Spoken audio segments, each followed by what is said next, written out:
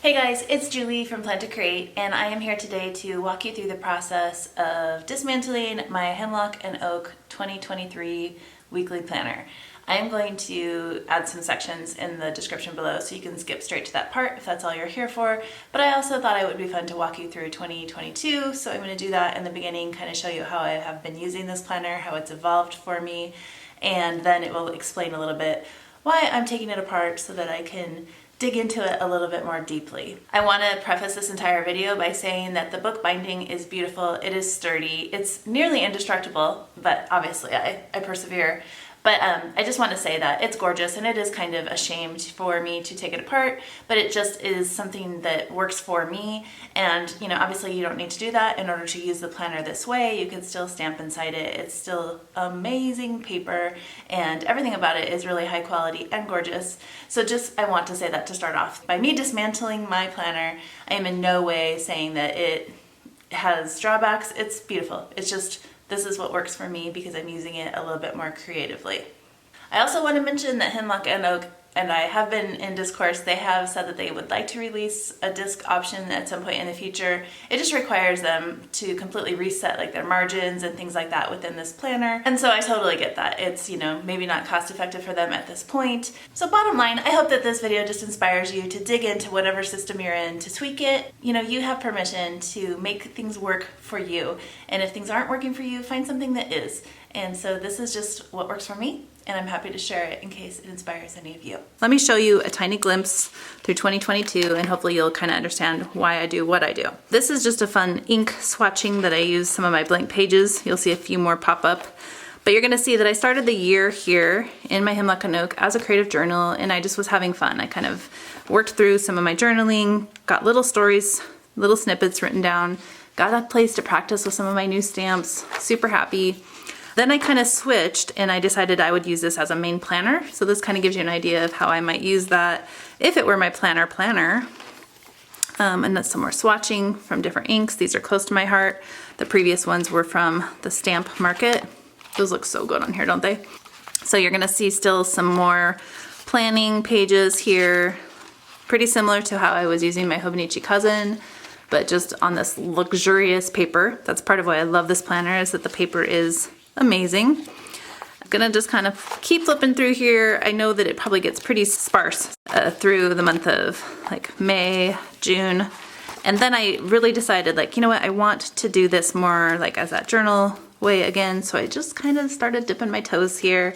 And I think it wasn't until maybe August that I formalized more of a plan. Yeah, still lots of blank pages here, which I could totally come back to and fill.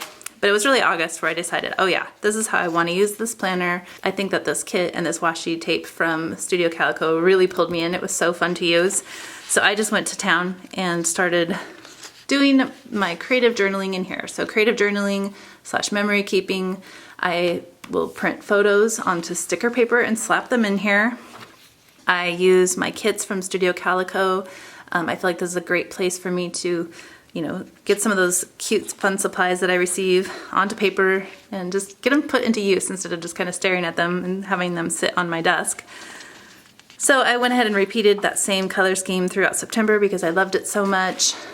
And again, you can see I sometimes have photos, sometimes I don't.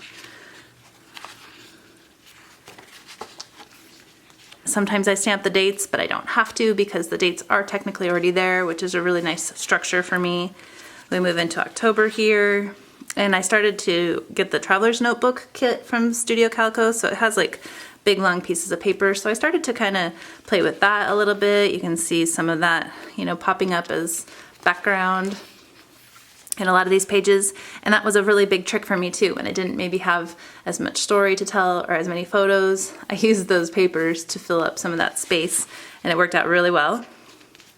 I subscribe to the Studio Calico like monthly kits, and so you can see here, like, I just enjoy as I arrive. It came in October, so on my October pages I just had fun incorporating that, and they're like perfect. That particular one is just a perfect place to house little stories and to kind of break up my day. One thing that's important to me is to not make it too linear, because I'm trying really hard to just like almost make it messy. I need for this to just be a place to just explode onto and not try to make it too pretty or perfect.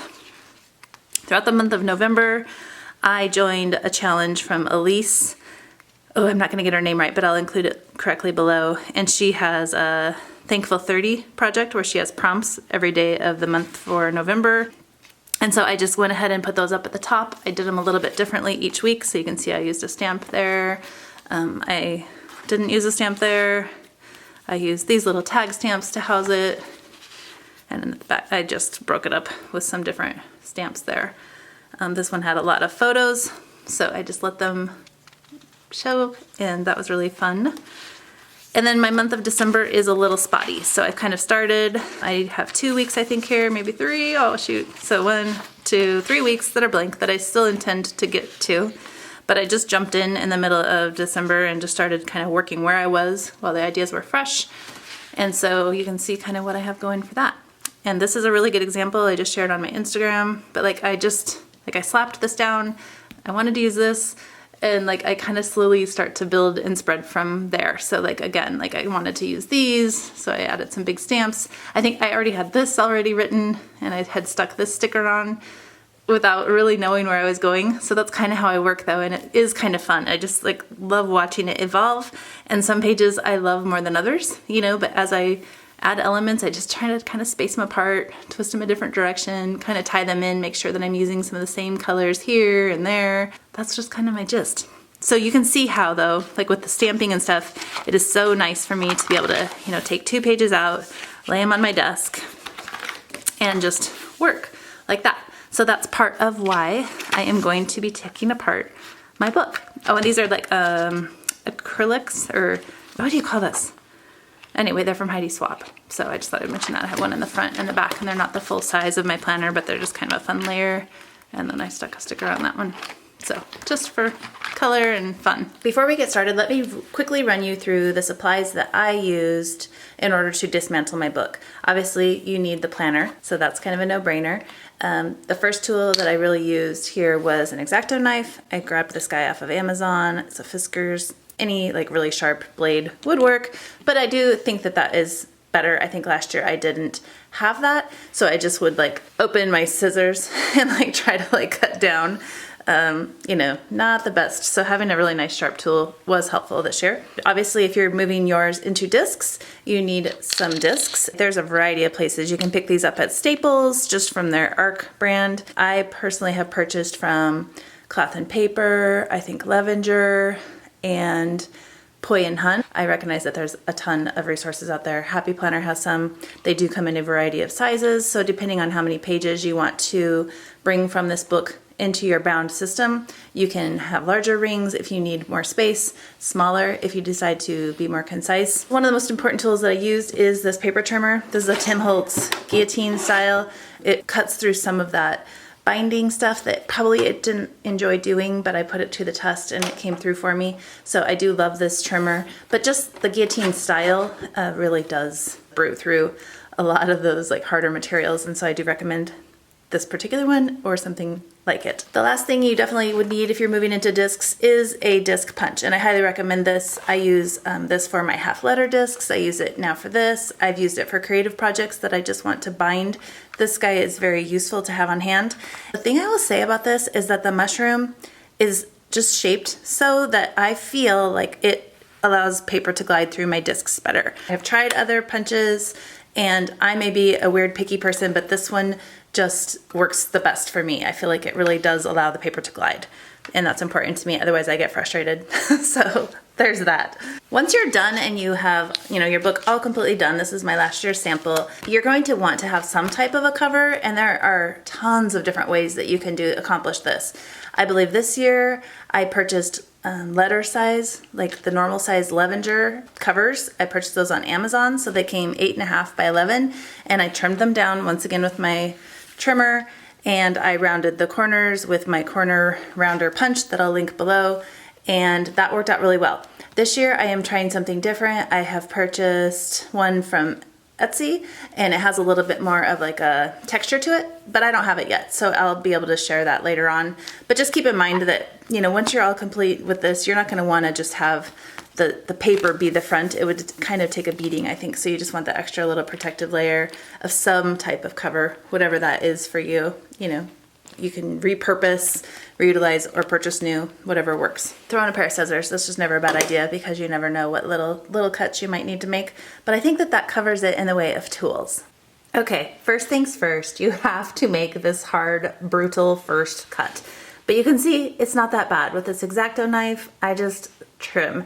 This doesn't even have to be straight, really, because it's going to end up getting, cut apart even further. So yes, it's a little bit painful, but just make that first cut and you're on your way. Okay, I'm not gonna lie, I literally have like 50 minutes of footage that would not be interesting for you to watch. So what I'm going to do is to try to take some instructions and match it up with some footage and share the next steps. So what you're gonna see here is that the planner is divided into a few sections. If I was mathematical at all, I would tell you the number of sections and how many pages per section. Wrong girl here. So what I did is basically I just searched through and found the strings that tie these sections together. So each section is bound by some string and then also glued to the binding. So the pages closest to the binding are sticky. They are a little bit difficult, but it is super easy to come through and cut the strings, slide out the top part of the section. I would say maybe 8 pages that you can kind of slide out, and then you have to later deal with the glued sections. So my advice is to go through, and yes, all the pages are going to be out of order, but the beautiful thing is that they are numbered, and so you can get them back in order.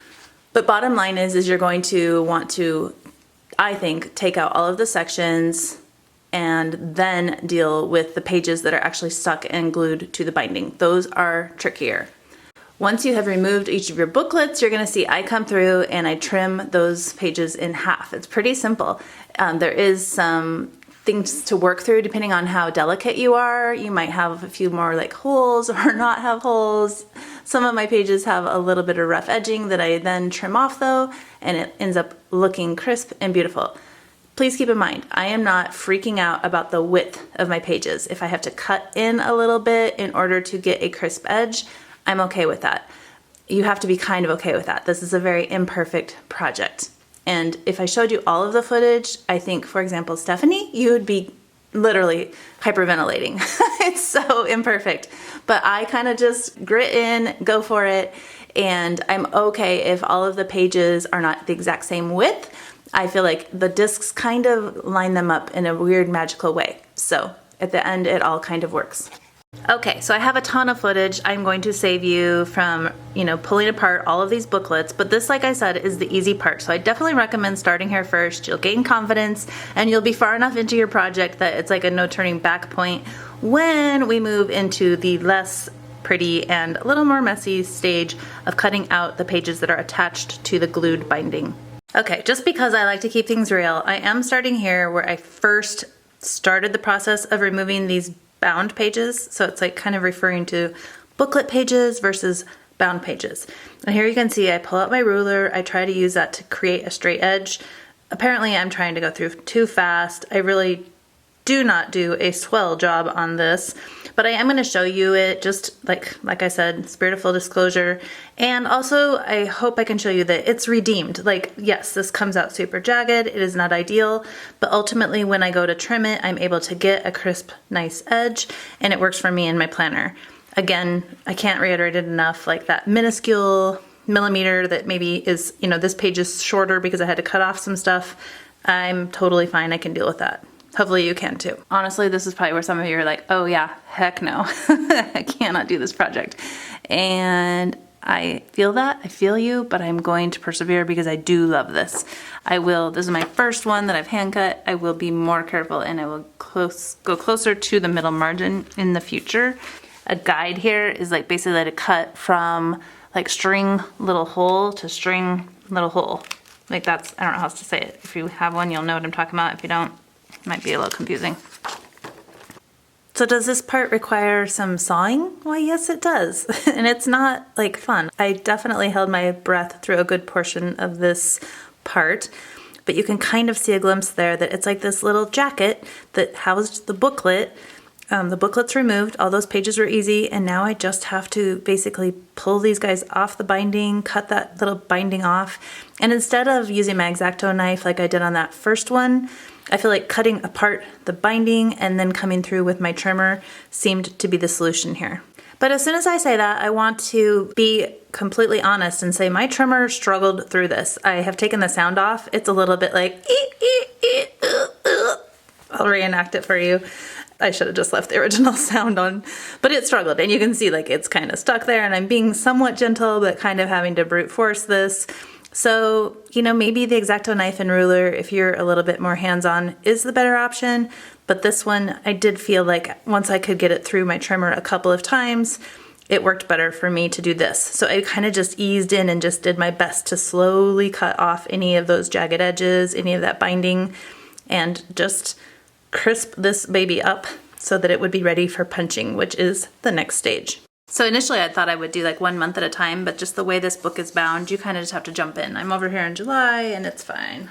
Also, another really quick tip is just to make sure that you pay attention to where you're punching. There are not really margins per se, so just think in terms of Thursdays being on this side, Mondays here, make sure you're punching accordingly. I could see myself moving a little fast and messing that up. So, just gonna mention that for someone else. With all of the scary trimming behind us and punching done, it's just time to slide these into the discs, and it's super simple. This is the best part of the whole process, and you can pick and choose here. I am not including every page of this album into my creative journal. I don't need all of the monthly work throughs, but you know, choose your rings accordingly, and you can make this as thick or as thin as you like. You can see here that I started out with these larger, I think 1.5 inch clear discs, but I actually later switch it out to smaller 1.25 inch discs because I realized I didn't need to include every page for my functionality, and I liked that smaller size, and the fact that they were a different color from last year kind of helps me separate the two books. Okay, thanks for joining me, guys. I hope that you enjoyed that. I know that it wasn't like the greatest footage. I have a lot to learn in like focusing of cameras and stuff like that. But I hope that gives you an idea. I tried to cut out a lot of footage that wasn't necessary, but if you have any questions or I left some holes that you're like, wait, how did she do that? Just ask in the comments below and I'll do my best to answer. Thanks again for watching. I really appreciate you being here. If you haven't yet, feel free to hit that subscribe button, join me. It lets me know that there's interest out there, and just builds a better community for us. And it really turns out fine. And again, thank goodness for the page numbers because I'm all over the place.